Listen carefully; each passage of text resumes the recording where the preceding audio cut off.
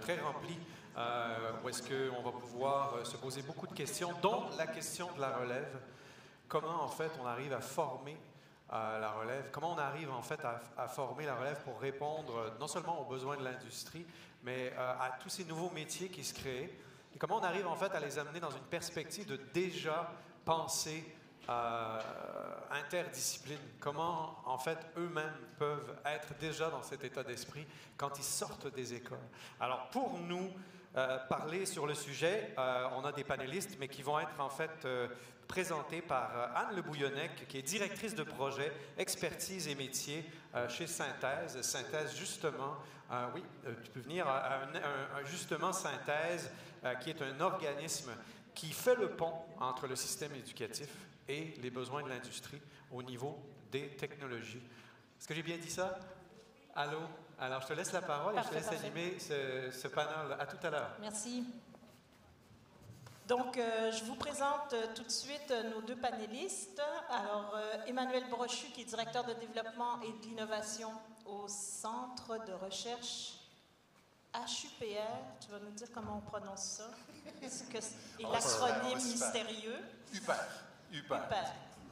Comme Isabelle Huppert, mais pas d'Isabelle. OK.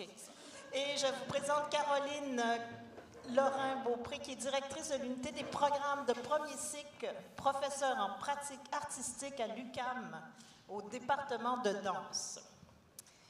Alors, j'ai ici deux grands explorateurs, disons, qui vont nous parler de leur expérience interdisciplinaire en matière de création dans les arts vivants. Fait que, Manu, toi, tu es plus au niveau du cirque. Et Caroline, elle est plus au niveau de la danse. Hein? Exact. Et voilà. Fait que je vais vous parler juste un peu de qui est Synthèse, là, pourquoi moi je suis là, dans le fond. Vous avez le fan club Synthèse ici, devant et derrière, notre directrice générale.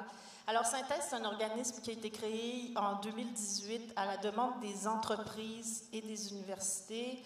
C'est l'enseignement supérieur qui a mis sur pied cet organisme pour favoriser, en fait, la conjonction entre les industries créatives, leurs besoins de main-d'œuvre et aussi les universités, les programmes qui sont en fait donnés dans les cégeps et les universités au niveau de l'enseignement supérieur. Alors nous, on s'affaire à faire de l'amélioration de programmes, de l'ajustement de programmes et créer des nouveaux programmes. Ça fait que gens de tous les pays, unissez-vous. Si vous avez des bonnes idées, venez nous voir et on va voir comment on peut vous aider pour la création de programmes, que ce soit des programmes courts de formation continue ou alors des programmes plus longs, des programmes, ce qu'on appelle les programmes fondamentaux, là, les bacs, les universités, des maîtrises, des doctorats.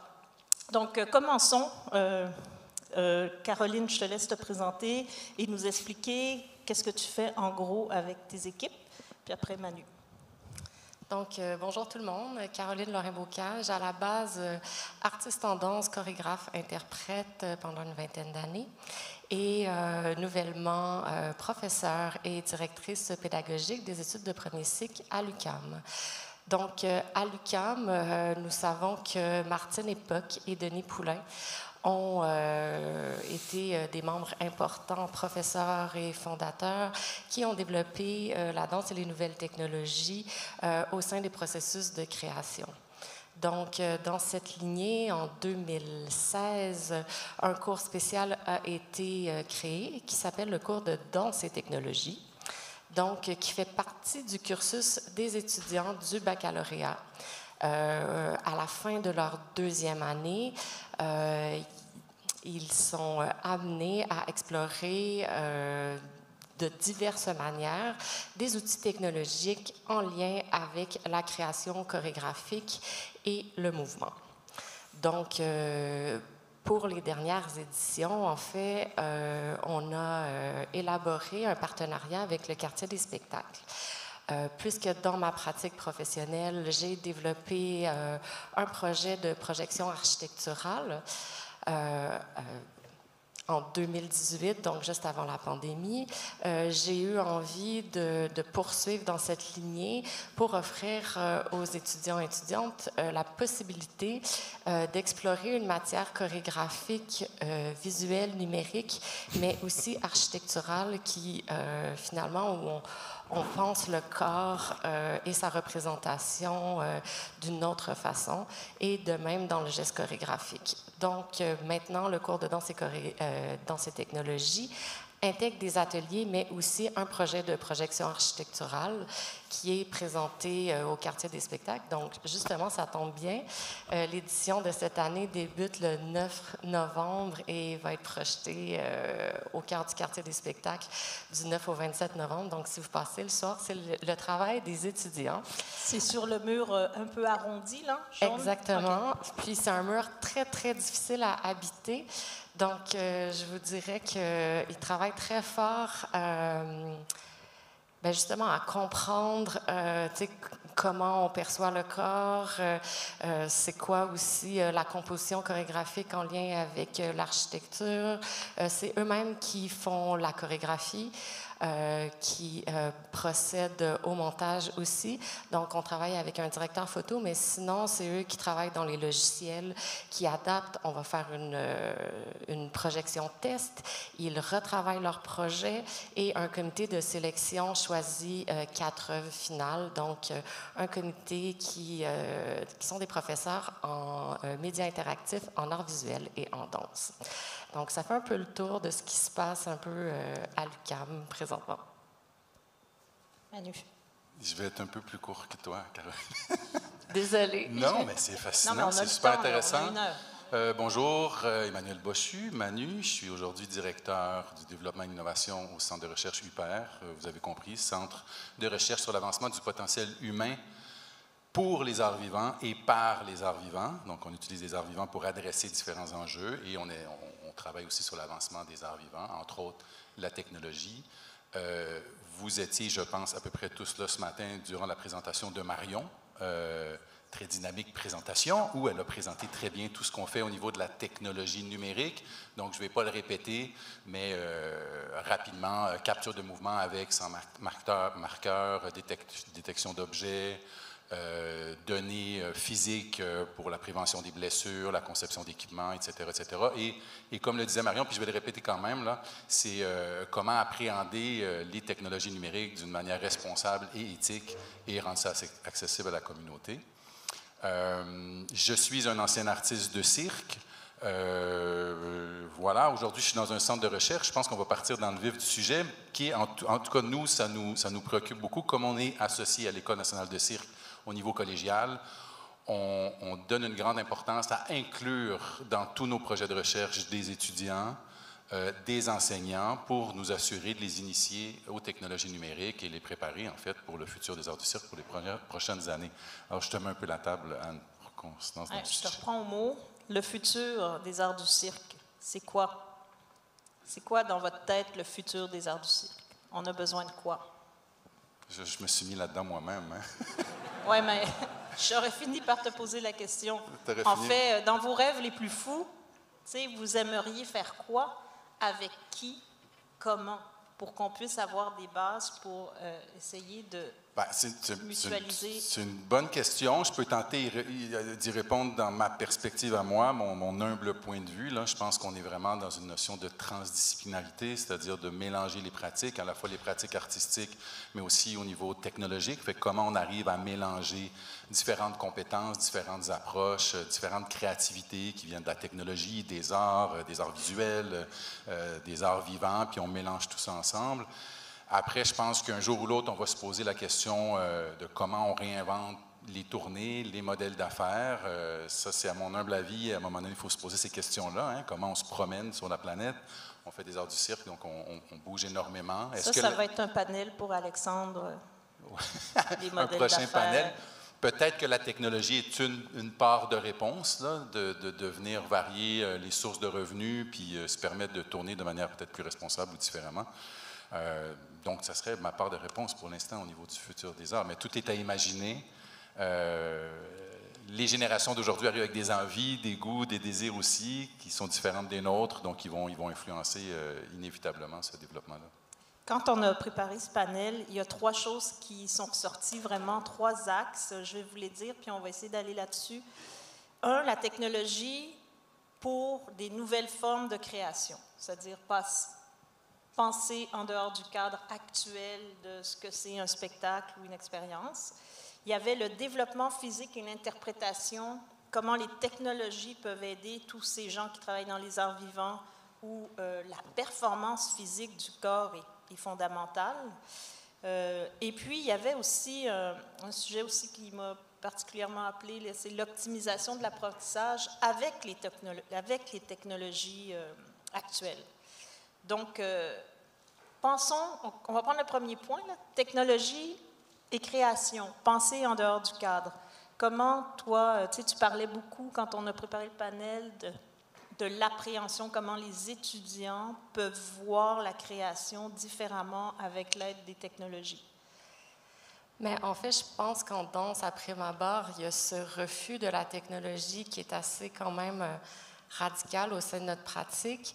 Je ne veux pas parler pour tous, mais en même temps, c'est quand même parce qu'on part d'une expérience sensorielle assez intime, liée au corps, à l'espace, à la relation aux autres.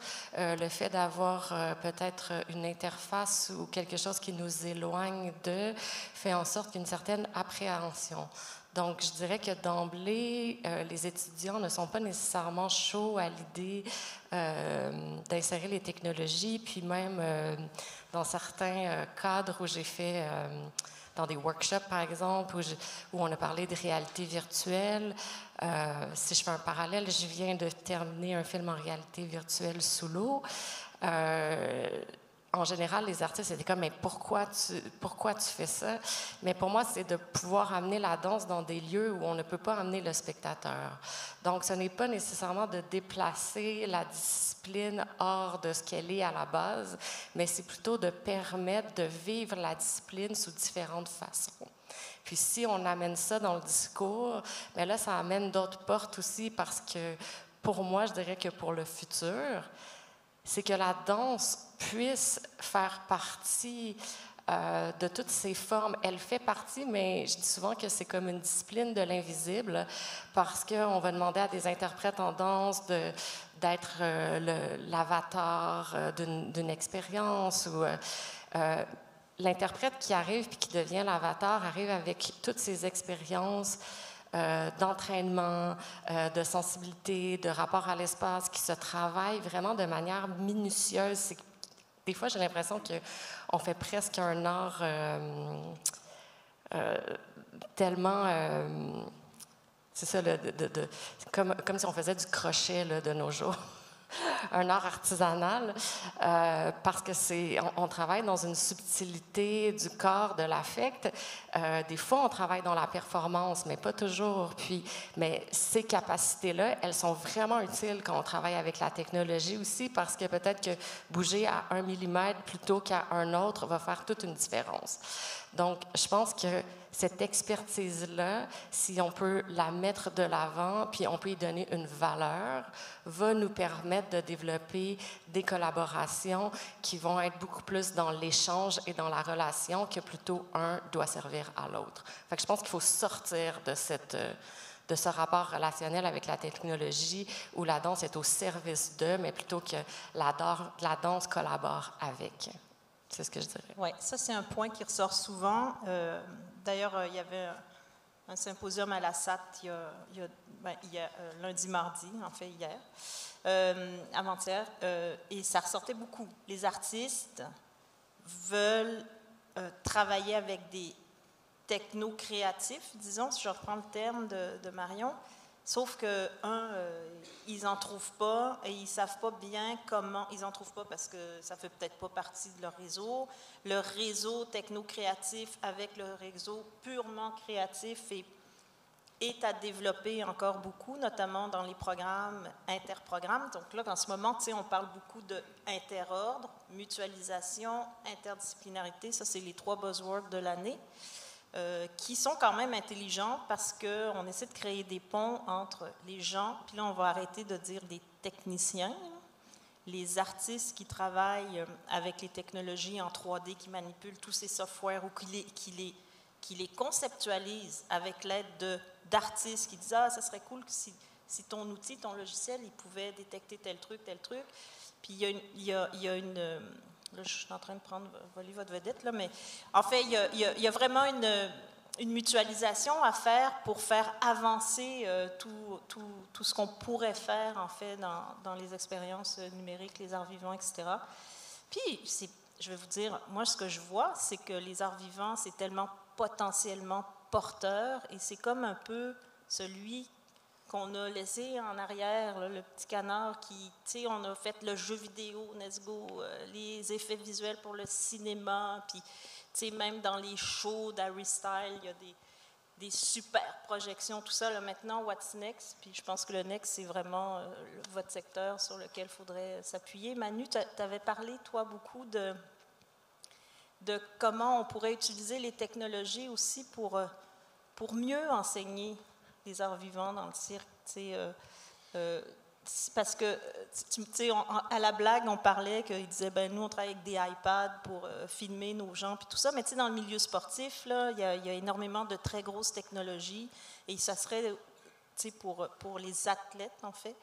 Et ça, j'avais trouvé que c'était vraiment intéressant, là, la réflexion. Pourquoi, en fait, dans les arts vivants, on n'utilise pas plus ça pour vous aider, en fait, en pédagogie, là? Pédagogiquement parlant? Oui, en fait, il y a beaucoup de défis dans l'intégration des technologies en enseignement dans les collèges. Un de ces défis-là, c'est de s'assurer que la technologie est à un niveau de maturité qui fait que c'est efficient puis ça va vraiment servir aux enseignants. Entre autres, si on parle de technologie au niveau de l'optimisation des entraînements puis de la préparation physique, effectivement, Marion l'a nommé ce matin, on le voit beaucoup dans le milieu sportif, très peu dans le milieu des arts vivants, mais il y a beaucoup à faire dans ce milieu-là pour prévenir les blessures, optimiser la manière dont on s'entraîne, contrôler la fatigue, bon, etc., etc. Ça reste que c'est des enjeux. Aujourd'hui, je ne pense pas qu'il y a grand enseignant dans la salle. Là. Déjà, pour parler de ça, ça serait bien d'en parler avec des enseignants puis de les inclure dans la conversation. Aujourd'hui, ils sont dans les studios puis ils font leur job, ils enseignent à des gens. Donc, inévitablement, il faut voir comment eux, ils perçoivent ça, comment on peut leur doter d'outils qui sont efficaces et efficients. En ce moment, ce qui est le plus utilisé, selon moi, c'est effectivement des iPads, des téléphones, des outils qui sont portatifs, qui sont faciles d'utilisation. On se filme, on se regarde, on se donne des commentaires, des feedbacks, de la rétroaction, on regarde ton bras et tout ça, mais on n'utilise pas de logiciel obligatoirement dans nos téléphones qui vont venir préciser les lignes, préciser certains éléments puis nous donner du data. Donc, je pense qu'il y a du chemin à faire en termes d'optimisation de l'entraînement et de suivi de carrière. Tout ça pour dire qu'on veut prolonger, non seulement prolonger, mais prolonger la carrière et le bien-être des artistes tout au long de leur vie, que ce soit en danse, que ce soit en cirque, là, pour éviter les blessures puis qu'ils puissent prendre soin de leur corps. Donc oui, la technologie a beaucoup à faire là-dedans. Puis moi, j'aimerais ça faire du pouce sur ce que tu as dit juste avant, si je peux me permettre, c'est qu'on parle souvent de comment les arts vivants intègrent la technologie, comment on intègre la technologie dans les écoles d'art supérieur. Great, parfait, c'est super, mais on parle très peu de comment on est capable d'intégrer les arts vivants dans la formation de la relève technologique. Et moi, je pense que les arts vivants ont quelque chose à amener aussi dans toutes les institutions qui font de la formation au niveau des techno-créatifs ou de ces gens-là qui vont opérer ces systèmes. Et ça me paraît fondamental de créer cette conversation-là, ce dialogue, parce que ça reste que c'est... la personne qui danse, l'artiste de cirque a des besoins, il se réchauffe, il se prépare, il y a une manière de penser, une manière d'appréhender, d'approcher la scène, d'approcher une répétition. La personne qui opère la technologie a un autre mode de pensée parfois, d'autres besoins parce qu'il doit calibrer des outils, bon, etc., etc. Et comment on amène ces deux modes de pensée à travailler ensemble à travers le dialogue, mais déjà, il faut se comprendre. Donc, il faut savoir qu'est-ce que l'autre vit, c'est quoi ses besoins, qu'est-ce que nous, on vit. Je pense que ça se fait bien ici. Quand Samuel parlait ce matin, ça se fait bien parce qu'il connaît les arts du cirque, donc il peut accompagner les artistes, mais aussi les techno-créatifs. Même chose chez nous, au Centre UPER, on a des gens qui viennent des arts, on a des techno-créatifs, excuse-moi, mais faire attention à notre vocabulaire. Et donc, apprendre à travailler ensemble. Donc, moi, je pose la question aussi, c'est qu'est-ce que les arts vivants peuvent amener dans la formation des gens, des techno-créatifs, comme on le fait dans le jeu vidéo, comme on le fait ailleurs. Oui, effectivement, quand il y a de la conception de logiciels, souvent dans les bêta-tests des logiciels, là, Ils vont aller voir les gens, les artistes en JV, en jeu vidéo ou en 3D, puis ils vont dire, OK, qu'est-ce que tu as besoin? Comment je peux arranger mon logiciel ou l'interface? Comment tu veux qu'on interprète ces données-là? On va l'intégrer dans le logiciel. Puis ça, c'est quelque chose qui serait vraiment intéressant à faire. Tu sais. Puis je pense que Marion travaille là-dessus aussi, beaucoup, là, mais il y aurait beaucoup de collaboration à initier. En fait, je vais passer à un autre point, là, les challenges et les bloquants que vous avez dans le cadre de vos fonctions pour l'intégration de, on va arrêter de dire les technologies, là, mais l'intégration d'intelligence techno-créative, mettons. Quels sont les bloquants? Comme tu me regardes, j'y vais. Je commence. Ouais, parce que j'ai la liste. Là, j'y vais. C'est intéressant parce qu'on a une université, un collège, donc nos niveaux cégep, collège, donc les bloquants, il y en a probablement des similaires quand on s'est parlé, puis il y en a des différents aussi, mais inévitablement, il y en a plusieurs. Là. Vraiment, encore une fois, dans ma perspective à moi, ce qu'on voit, c'est qu'on a un programme scolaire qui est chargé. Les étudiants viennent, ils ont beaucoup à faire pour se développer physiquement, ils ont beaucoup à faire pour se développer artistiquement, dans une optique de finir avec un bon numéro, puis avec un niveau assez élevé pour soit démarrer une compagnie ou rejoindre une compagnie de cirque. Et donc, du coup, il y a peu d'espace, en fait, pour... de là que je parlais qu'il faut un niveau de maturité de la technologie pour s'assurer qu'on ne vient pas enlever 3 heures de préparation physique pour ajouter de la technologie, puis finalement, bien, on vient déséquilibrer les choses.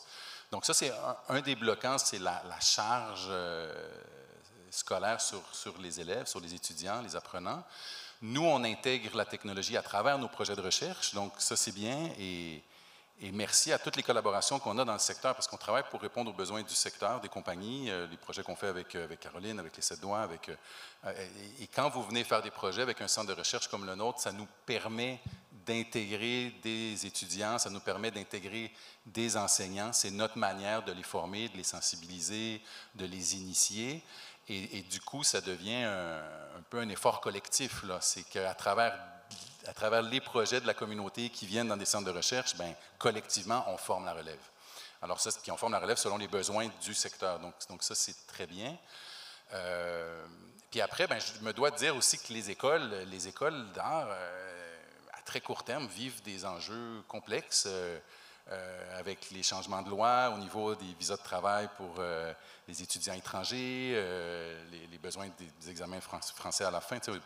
On attire des artistes de partout sur la planète, puis ils viennent, mais ils ne vont pas obligatoirement réussir les examens, même s'ils finissent à parler un français fonctionnel. Mais tous ces changements-là, qu'on peut expliquer de différentes manières, amènent des enjeux économiques dans les écoles en ce moment qui ne sont pas négligeables. Donc, je pense que l'investissement dans la technologie à très court terme, que ce soit nous, l'École nationale de ballet ou l'École nationale de théâtre, n'est peut-être pas la priorité en ce moment. Ça n'empêche pas que je pense qu'on se doit d'initier les gens à la technologie malgré tout. OK, ce n'est pas la priorité, mais comment faire pour que ça soit dans la liste des priorités, justement?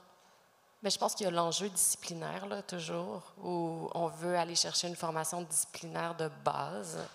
Le baccalauréat est fait aussi pour ça, aller chercher une formation disciplinaire de base. Mais en même temps, j'ai l'impression qu'il y a aussi des paradigmes qui sont instaurés depuis très longtemps sur qu'est-ce que devrait être une formation disciplinaire de base. Donc, il y a à ouvrir aussi des écueils pour dire... mais peut-être que d'intégrer un cours en création qui insère l'utilisation de technologies plus tôt dans le cursus, vient qu'à être aussi dans les modes... En fait, par rapport à la question de tantôt, moi, j'avais 2 mots qui venaient en tête, c'est différentes temporalités et différents vocabulaires. Donc, on se confronte quand on travaille avec des techno-artistes. Techno-créatifs. Donc, quand on travaille avec des techno-créatifs, c'est qu'on n'est pas dans la même temporalité de création, puis on n'est pas du tout dans les mêmes types de vocabulaire.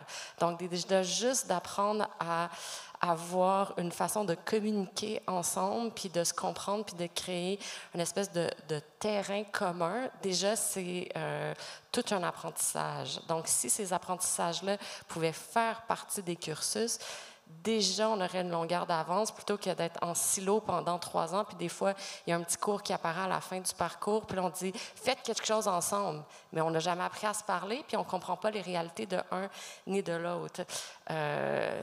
Travailler sur un logiciel, tu sais, probablement que le techno-créatif a besoin d'avoir 3 semaines pour aller travailler sur les bugs, tandis qu'en danse, on veut répéter la séquence pendant 5 jours de fil parce qu'on va être sûr que ça rentre et ça s'intègre dans le corps. Donc, c'est pas les mêmes temporalités de création, puis ça, bien, c'est toujours en jeu.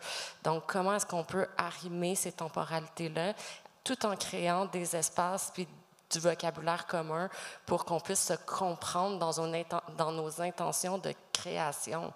Parce que si on ne comprend pas les mêmes choses, bien, on peut développer chacun de nos côtés, puis là, on arrive à un moment de rencontre, puis on est comme « Ah, mais je pensais que tu travaillais sur ça. Ah, moi, je ne comprenais pas la même chose. » Puis là, bien, là, ça devient des enjeux qui font partie du processus.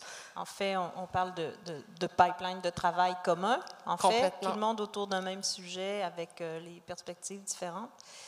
Je prends d'autres secteurs, les pipelines, je pense juste en cinéma ou dans les arts numériques purs, là, dans l'écran, les arts numériques dans l'écran, parce que il y a toujours les arts numériques à l'extérieur de l'écran, dans l'espace, qui est un peu autre chose, mais il y a des pipelines établis. C'est comme si dans les arts vivants, les pipelines de collaboration ne sont pas encore bien établis, quoique Samuel, il s'en vient pas pire avec son équipe à faire des choses vraiment intéressantes. Donc, je pense mais il l'a développé pendant longtemps. Puis juste, tu dis pipeline, nous, dans notre secteur, pipeline, ça n'existe pas. Personne ne sait de quoi on parle. OK. Alors, donc, déjà, juste ça, on est... mettons, je dirais que c'est une façon de travailler commune avec un langage commun. C'est ça, mais tu sais, ça, c'est des petites sensibilités qui vont faire en sorte que l'artiste qui ne connaît pas ce mot-là dit « Est-ce que j'ai manqué quelque chose? » ou « Est-ce qu'il se dit « Je vais lui demander de quoi qu'il parle? » ou là, tu le sais, là, pipeline? Oui, je le dis sans problème, mais j'imagine un jeune artiste qui arrive dans un contexte ou qui sort de l'école, ben des fois, ça peut être intimidant aussi d'avoir ce type de conversation ou de dire, mais excuse-moi, je te suis pas dans... Donc, je dirais que nous, dans notre refonte, on est en train de travailler sur la refonte du bac et on imagine un programme court qui pourrait s'insérer pour justement avoir un cheminement qui permet des premières bases pour le travail avec, c'est ça, le mouvement, la performance et la technologie. Bien, moi, je me réjouis d'entendre ça, en fait, parce que tu l'as dit tout à l'heure, il y a la formation de base. Les artistes doivent développer leur vocabulaire des fondamentaux. Physique, tout ça, des fondamentaux, dans lesquels rien ne nous empêche d'insérer de l'initiation à la technologie, mais on n'est pas dans la recherche et développement, on n'est pas là pour régler des bugs, on est là pour montrer voici ce qui existe, voici ce qu'on peut faire. On a eu des beaux exemples dans notre centre là, qui a été mené par notre équipe, là, où on a mis dans les mains d'étudiants des caméras, une technologie, puis jouer avec les contraintes. Donc, c'est pas de vous imaginer ce que vous pouvez faire, mais jouer avec ces contraintes-là, puis ils ont fait des choses assez chouettes, assez intéressantes en très peu de temps. Mais ceci étant dit, c'est que suite à leur formation professionnelle, donc au collège, qu'il y ait des programmes courts, qu'il y ait des résidences de création, qu'il y ait des stages, qu'il y ait un moment où ils sont capables d'aller mettre à profit tout leur enseignement puis leur capacité dans une œuvre technologique ou à explorer des technologies, ça serait génial. Puis moi, ce que je me réjouis, c'est que la dernière fois qu'on s'est parlé, tu m'as parlé d'un programme court en art vivant et technologie, et pas danse et technologie. Puis ça, je me réjouissais aussi parce qu'il n'y a pas de programme universitaire en art du cirque. Oui, alors c'est ça, je voulais soulever qu'il n'y a pas de programme universitaire en art du cirque. C'est peut-être quelque chose sur lequel il faudrait se pencher rapidement. Il ne faut pas trop attendre. C'est long aussi, faire des programmes. Fait qu'il y a une longue boucle avant d'y arriver. Là. Puis avant que l'étudiant sorte, 3 ans après.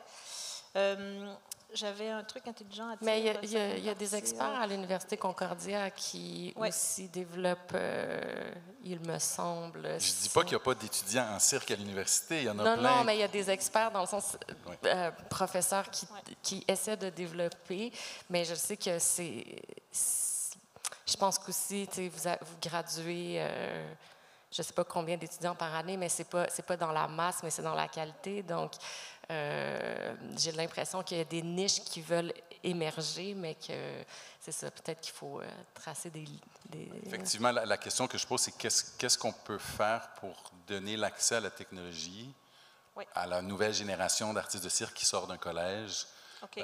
Puis là, donc des programmes courts et des choses comme ça. Programmes courts, des projets de recherche. Mais moi, si je te dis, je t'envoie, je ne sais pas, 10 étudiants la semaine prochaine qui sortent de, je sais pas, l'école NAD, là, qui sont très, très aguerris en matière de VR, de toutes les nouvelles techniques en création numérique, mocap et compagnie, animation et tout.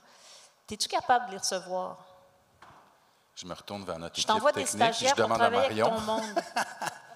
Non, en fait, pas à très court terme, parce que la capacité de l'école est à pleine capacité, c'est-à-dire qu'il y a une mission pour le collège. Comme je disais tout à l'heure, nous, on travaille pour le secteur, donc le collège bénéficie de nos travaux et la formation des étudiants et des enseignants et tout ça, mais après, l'écosystème dans lequel on œuvre est fondamental, c'est-à-dire notre partenariat avec le LabSet, avec la SAT, avec les différentes organisations, avec les autres centres de recherche aussi. Et c'est là qu'on est capable, collectivement, à travers l'écosystème, de pouvoir développer des projets puis éventuellement accueillir des étudiants. Donc, avant de dire oui, on va recevoir 10 étudiants, je veux dire, on va s'asseoir avec l'organisation qui envoie les 10 étudiants, puis on va monter un projet qui est structurant, puis pas faire quelque chose qui va durer 3 semaines. Puis alors, je pense qu'il y a vraiment une réflexion à voir comment on monte des programmes qui vont durer dans le temps, qui vont vraiment créer cette occasion-là d'avoir un vocabulaire commun, puis de développer ces pipelines ou peu importe comment on les appelle. Là. Méthodologie de travail. Méthodologie. Oui. Hey, on tombe à zéro. Quelles seraient vos recommandations, vite fait, parce qu'on va prendre quelques questions. Là, tu viens d'en faire une, Manu, essayer de développer des façons de faire une conjonction entre ces différents secteurs-là à travers des projets structurants. Dans votre vision, vous, à l'UQAM, avec la refonte des programmes, vous allez intégrer ça ou tu es toute seule avec ton petit drapeau à dire il faut intégrer? Non, mais c'est sur la table de travail. Est-ce que c'est fait comme ça? Non. On y travaille très fort. On est en lien aussi avec l'École supérieure de théâtre, qui ont aussi un programme. Donc, c'est vraiment d'arrimer aussi différents départements, différentes expertises. Avec les nouvelles pratiques aussi, les programmes sont aussi portés par les recherches professorales. Donc, si on a des professeurs artistes qui s'intéressent à développer et qui œuvrent aussi à ce niveau-là, bien, c'est sûr que ça aide à nourrir aussi qu'est-ce qui se passe au sein de nos formations. Mais je dirais plus de rencontres aussi avec des techno-créateurs. Je pense qu'il y a quand même une scission entre ce qui se développe, puis c'est déjà le corps professoral où les artistes créateurs avaient déjà aussi plus de possibilités de rencontres puis d'échanges au niveau professionnel, mais ça jaillirait aussi sur la formation et vice-versa. Je pense que c'est comme, faut pas le voir juste dans un sens, mais il faut le voir vraiment dans un mouvement de circulation entre praticiens, entre formations. Ça se répond. Les gens qui vivent, nos étudiants et étudiantes, ils veulent se mettre à l'œuvre de ce qu'ils voient aussi au niveau artistique.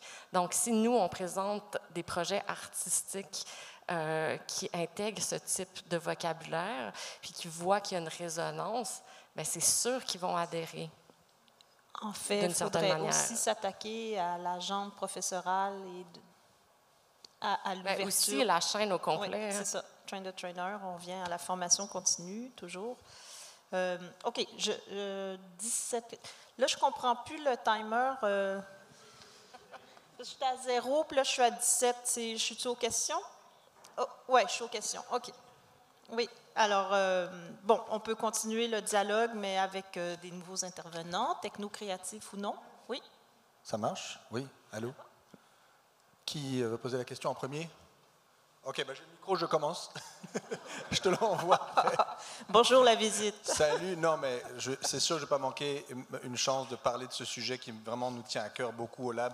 Et moi, personnellement, je pense beaucoup à la relève. Puis depuis 4 ans, on a quand même tenté des expériences aussi au niveau de l'intégration des jeunes dans ce qu'on fait chez nous, dans nos pipelines. Et il y a eu quelques bons coups là-dedans. Puis j'aimerais partager aussi avec les collègues qui sont dans la salle, parce que ça ne sert à rien que tout le monde réinvente la roue, alors qu'il y a déjà des exemples qui fonctionnent. On a une responsabilité, nous, à notre milieu créatif, artistique, d'intéresser ces jeunes-là qui viennent plutôt du monde de la technologie, du génie, à tomber en amour avec notre milieu. Puis quand on réalise ça, qu'en fait, il y a vraiment une passion, peut-être des fois sous la surface de beaucoup de ces jeunes-là, qui sont dans les écoles de génie, qui ne veulent pas se retrouver à travailler pour des bombardiers de ce monde, ou encore pire, pour des services des agents secrets en France, ou de ce genre de trucs-là, et qui voient qu'on les amène chez nous, dans notre milieu créatif, et là, ils s'épanouissent, ils s'ouvrent vraiment comme des fleurs. Je trouve ça fantastique, ce qu'on a vécu depuis quelques années, puis Sam sait de quoi je parle. On a commencé à prendre des stagiaires, certains d'ici, certains d'ailleurs. Ceux d'ailleurs, on les a accueillis parce qu'ils permettent beaucoup des stages plus longs, qui nous permettent, nous, de les intégrer dans des projets où l'impact de leur travail et leur apprentissage va se faire sur plusieurs mois. Ça a été des expériences absolument fantastiques pour eux et pour nous. Ce que vous allez voir tout à l'heure, par exemple, ça vient d'un stagiaire français qui pensait qu'il allait devoir travailler pour justement que des firmes de génie, Dassault et compagnie. Et en fait, j'ai remarqué sur son CV, pourquoi je l'ai choisi lui, en bas à gauche, c'est là qu'ils mettent toute leur passion. En général, les jeunes, le sport, et lui, c'était la musique. Et je savais qu'il allait vraiment fitter avec les 7 doigts. Et puis quand il est venu ici, il a vu que tout ce qu'il avait appris dans ses cours de génie pouvait s'appliquer chez nous. Et c'est ce mix-là entre ce profil-là et celui de Sam et de la DA qui a vraiment créé une magie, vraiment. Donc tout ça pour dire qu'on a notre responsabilité, nous, dans le milieu preneur, d'aller chercher ces jeunes-là dans ces endroits pour leur montrer, voici ce que tu pourrais faire de ta vie. Tu n'es pas condamné, entre guillemets, à être un ingénieur très bien payé pour Apple et compagnie. Ça, c'est premièrement. Ensuite, au niveau des... vraiment, j'adore bien sûr tous les programmes qu'on a dans les collèges et les universités, mais je trouve que le modèle allemand du stage coop est vraiment nécessaire dans notre milieu parce que ça va tellement vite et que c'est dur de dire ok, ça va être inscrit dans un cours maintenant parce que ça prend 2 ans anyways de le faire, ce programme-là, et c'est déjà obsolète. Et donc, des fois, il faut aussi les mettre dans un milieu où il y a des problèmes qu'on ne connaît pas encore, mais qui vont nous aider à déterminer c'est quoi le problème qu'on veut régler ensemble.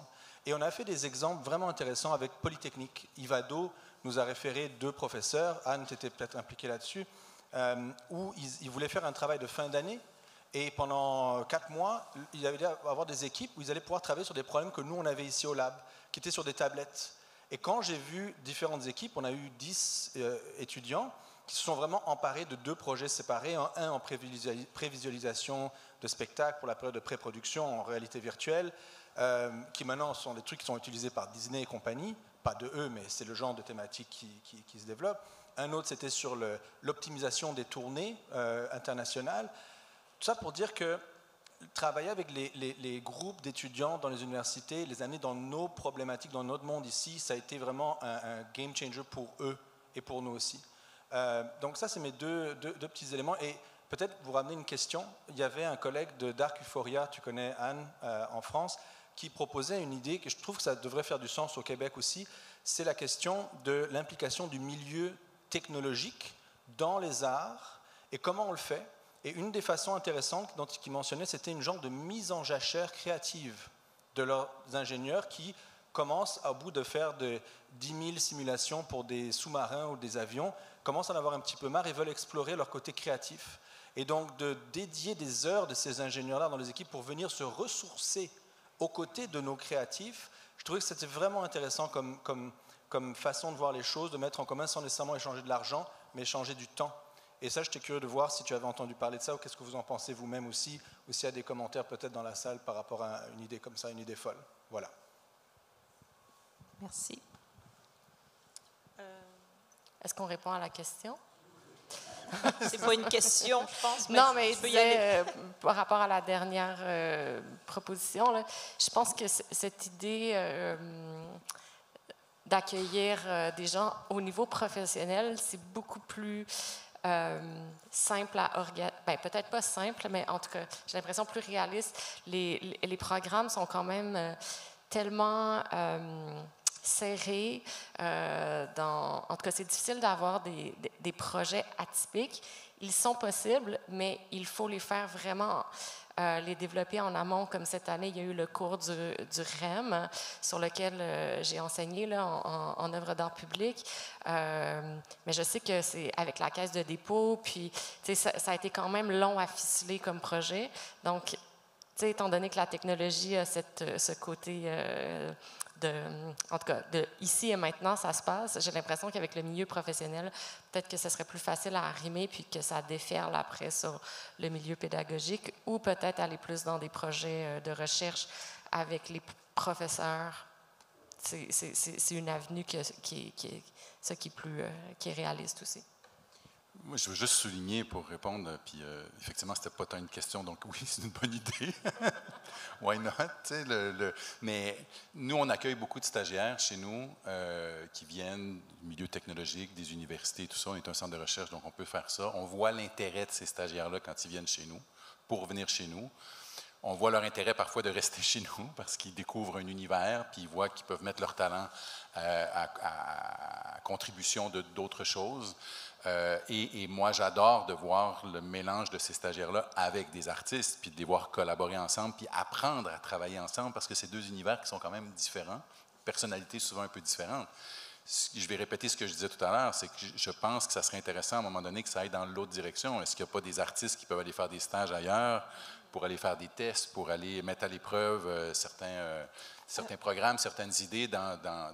Avez-vous des stages crédités dans le cadre des cours que vous donnez à vos étudiants, ou est-ce qu'on pourrait les... Bien, pas tant les étudiants du collège n'ont pas le temps de faire des stages pendant leur formation. Il n'y a pas d'espace pour ça. Oui, après, ils peuvent se trouver du temps à l'été pendant leur congé ou après, à la fin, éventuellement, ils pourraient se trouver du temps. Donc ça, c'est un enjeu. C'est encore une fois, la charge du cursus scolaire est quand même très intense là, à l'École nationale de cirque en 3 ans. Puis c'est probablement la période dans leur carrière où ils vont le plus se développer au niveau physique et artistique. Et puis je pense que, puis je dévie un petit peu, mais je crois qu'il faut tenter de créer une traction parce qu'on ne peut pas imposer la technologie. Il faut créer un désir, une envie. Je ne suis pas sûr que le désir est tant là pour beaucoup d'artistes, comme en danse. Là. Je pense que ça vient petit à petit en voyant des exemples. Puis la même chose pour les enseignants. Ils ont des habitudes d'enseignement qui sont éprouvées, qui marchent très bien. Donc, à un moment donné, il faut les inclure dans la conversation. Il faut voir avec eux aussi comment on est capable de faire avancer les choses. Même les compagnies de cirque, même en art vivant, n'intègrent pas tant que ça des technologies dans leur spectacle. Il y en a quelques-uns qui le font, mais pas tant que ça. Donc même les étudiants, ils disent, est-ce que je développe quelque chose? Est-ce que mon futur employeur va regarder si j'ai cette compétence-là? Est-ce que c'est vraiment utile? Je ne sais pas si ça a aujourd'hui beaucoup de valeur dans la tête d'un jeune étudiant à l'école. Donc, je pense qu'il faut créer cet intérêt-là, cette traction, en les exposant à des projets qui sont intéressants, qui sont beaux à voir, qui sont inspirants, en les faisant rencontrer des techno-créatifs, des créateurs, etc., etc. Attends, je vais juste nommer, il y a l'ETS qui a fait un appel à des artistes en résidence, je pense. Ça s'est passé. Donc, je pense qu'il y a cette initiative-là qui est tout à fait nouvelle. Oui, l'ETS est très actif. Ils ont des chercheurs vraiment intéressants qui s'intéressent à la danse et aux arts vivants. Moi, je vais plugger ma petite partie. Synthèse, on travaille beaucoup pour placer des stagiaires techno-créatifs dans des entreprises X, Y, Z. Et donc, je fais appel à tous ceux qui ont des entreprises et qui aimeraient recevoir des stagiaires techno-créatifs dans leurs équipes. C'est souvent des stages d'été qui peuvent se prolonger plus longtemps aussi à temps partiel. Il y a un aspect qui est financé par le ministère fédéral aussi pour payer 50 à 70% du montant du stage jusqu'à concurrent, je crois, de 7 000 $. Donc ça, c'est des jobs d'été, en fait, qui pourraient être crédités si jamais tu trouvais que c'était pertinent, tu peux le créditer, mais ça peut ne pas être crédité, être juste en stage d'été, mais je peux vous dire qu'il y a beaucoup de stages d'été qu'on a envoyés dans des entreprises et les étudiants sont restés dans ce giron-là, sont restés dans l'entreprise, etc. Il y avait une autre question, oui. Oui, merci Alexandre d'avoir anticipé mes observations et questions. Donc, moi aussi, j'étais sur cette question de favoriser, si on veut, cet échange à université ou intégration des étudiants universitaires dans le milieu professionnel pratique, les organismes culturels, mais aussi l'entreprise privée, à travers notamment des bourses d'études. Ça pourrait être intéressant. J'aime bien l'idée d'avoir des laboratoires de recherche et de développement à l'extérieur, comme ça peut être le LabSet ici, mais moi je rêve, vu que je suis aussi enseignant du coup en cybermuséologie, d'avoir des laboratoires de recherche et développement à l'intérieur de l'UQAM pour garder aussi les savoir-faire et le partage des connaissances entre le milieu de la recherche et des étudiants. C'est un peu ce qui fait aussi l'Université de Montréal avec son ouvroir, son laboratoire de muséologie numérique et art numérique. Et puis je rêve aussi d'avoir un peu ces collaborations des départements des sciences sociales ou artistiques, ces relations, c'est pas avec l'HEC par exemple, donc les universitaires plus à structure de vente, entrepreneurs, pour former non seulement les chercheurs actuels ou futurs, ou même professionnels, mais aussi des bons comment on peut dire, vendeurs, ça veut dire un peu bons investisseurs, créer des vraies personnes qui peuvent se vendre après dans le milieu professionnel à travers les outils de marché. Bref, oui, merci. Justement, quand on parle d'interdisciplinarité, c'est vrai qu'on peut parler pas que des technocréatifs, mais aussi des gens en gestion, pour justement travailler sur les nouveaux plans d'affaires. Puis là, bon, on ne partira pas un autre panel, là, mais il y a l'AI qui arrive aussi, qui va vraiment aussi bouleverser plusieurs pratiques là, dont on n'a pas encore l'heure juste, mais on sait qu'il y a un tsunami qui arrive. Est-ce que je peux ajouter quelque chose? Des fois, on parle de l'institution avec un grand I, là, mais moi, je veux juste rappeler que derrière les institutions, c'est des gens, c'est des artistes qui travaillent. Puis, ces partenariats-là, ils se font parce qu'il y a deux personnes qui ont envie de se rencontrer, parce qu'il y a deux personnes qui ont envie de collaborer, parce qu'après ça, il y a une troisième personne qui a envie de se greffer, puis parce qu'il y a une autre personne qui a envie d'écrire une demande de subvention, puis parce que ces gens-là ont envie de porter, ils ont un désir commun.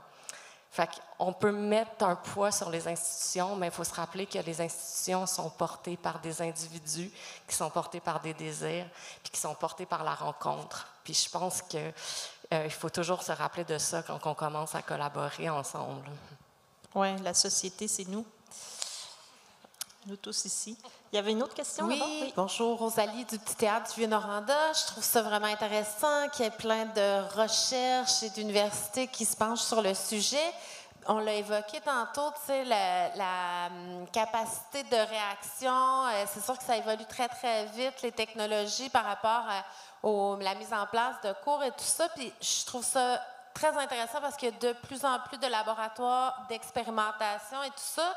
Moi, je trouve que le besoin par rapport aux technocréatifs puis au milieu des arts vivants, c'est non seulement de documenter les pratiques, puis je salue ce que vous faites là, avec le guide, mais en amont, c'est super, mais après aussi, parce que ce qui arrive souvent en technologie, c'est qu'on a des mises à jour à faire, les logiciels n'existent plus, les technologies sont pas stables, et ça fait en sorte que ça met les artistes dans des situations d'extrême vulnérabilité quand ils partent en tournée.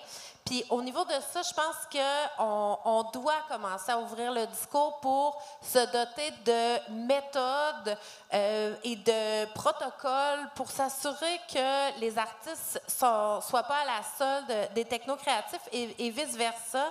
C'est-à-dire que quelqu'un d'autre puisse reprendre le projet puis qu'il y ait une écriture de langage qui devient commune pour qu'on puisse, de manière universelle, faire circuler plus facilement les œuvres. Fait qu'en ce sens, je pense pas que la technologie, c'est bon pour tous les arts vivants, mais je crois que ceux qui utilisent la technologie pour les arts vivants, on a énormément de travail à faire pour harmoniser les pratiques.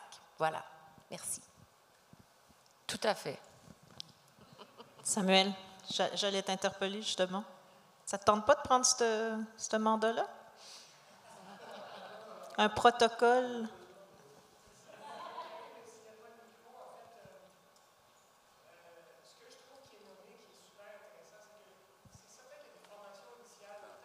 Prends un micro, ça.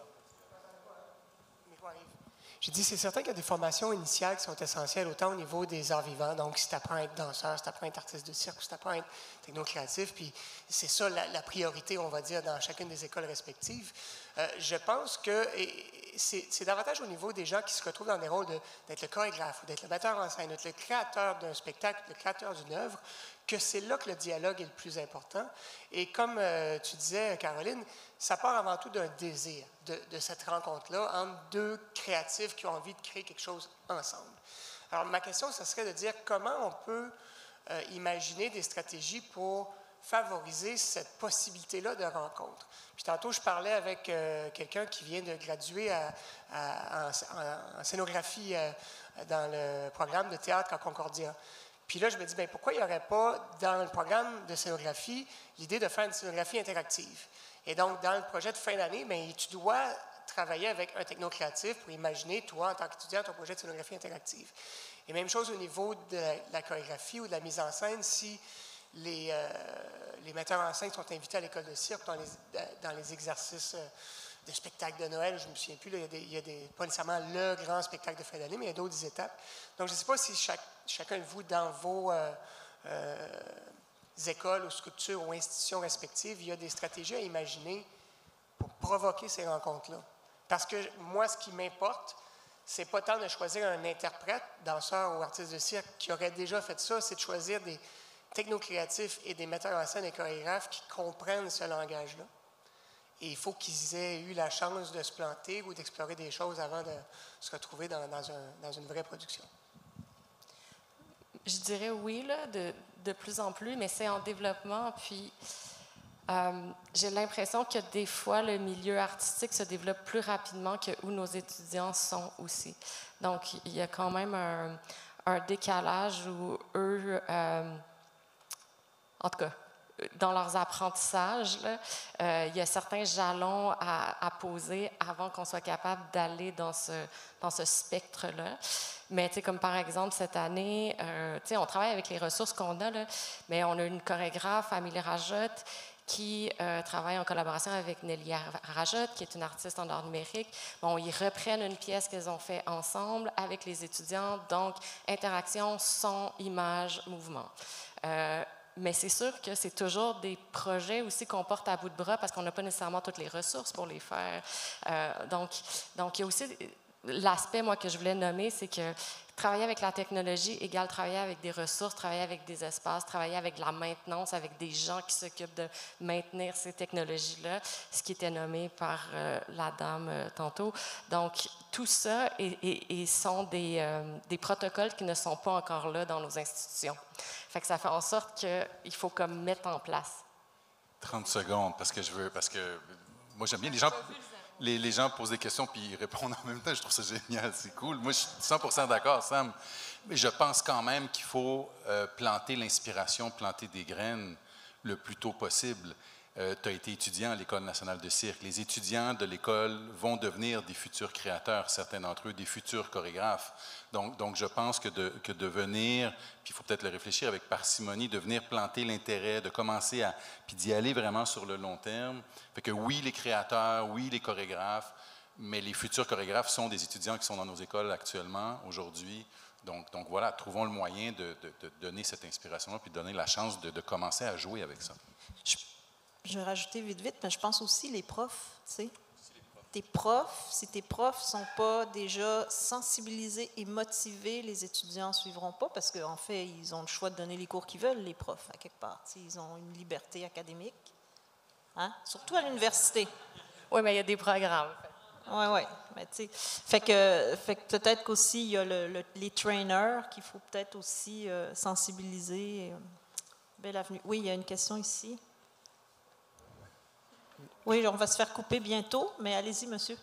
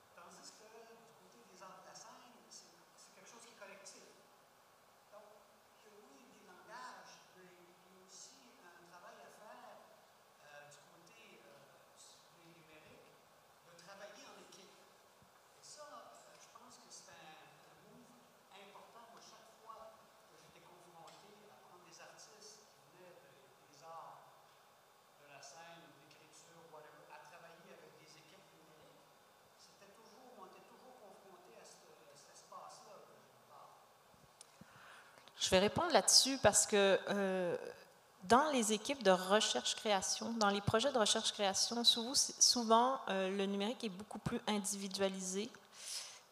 Par contre, si vous prenez des programmes comme il y a lieu, comme au NAD, là, à l'École nationale d'art et de design, les étudiants, là, ils font des projets, à la fin, ils sont 40 sur le même projet.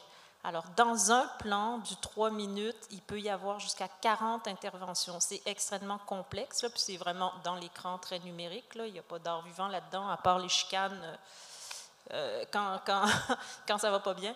Mais en fait, de plus en plus, les projets numériques deviennent tellement gros, surtout au niveau des marchés. Là, un jeu vidéo, c'est extrêmement complexe. Là. Il y a plus de 2000 personnes qui travaillent, par exemple, sur Assassin dans 4 coins du monde. Là.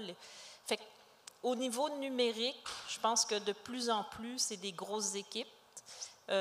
Par contre, toute la recherche-création, puis là, je ne suis pas une experte en recherche-création, je ne sais pas s'il y en a ici, mais la démarche est beaucoup plus individualisée. Je ne sais pas, Marion, si tu es d'accord avec ça, là, mais est assez, tu sais, quand un artiste fait une recherche pour sa création, ça va être il n'y aura pas 40 personnes, je pense, sur son projet, mais ils ont tous besoin, comme à la SAT, c'est ce qu'ils disaient les artistes en recherche-création, nous avons besoin d'aide au niveau technologique, parce qu'on des fois, on se retrouve avec les outils, on ne sait pas comment faire, etc. Puis, fait que je trouve que c'est bien qu'il y ait un appel des deux centres, ces deux solitudes-là, qui vaut la peine, en fait, d'essayer de mutualiser là, par une plateforme quelconque.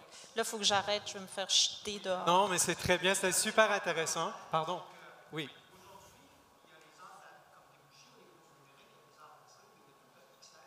Absolument. Pardon? Le XR. Ah oui, bien sûr. Les œuvres immersives numériques. Oui. On s'en va vers ça. Et merci beaucoup pour ce panel, c'est vraiment intéressant. Super. On prend une pause de 5 minutes et dans la perspective que vous rencontriez des nouvelles personnes, je veux que vous dénichiez un créateur technophile, numérique, interdisciplinaire, vivant. OK? Vivant. S'il est mort, ça compte pas. Alors, on se voit tout à l'heure dans 5 minutes.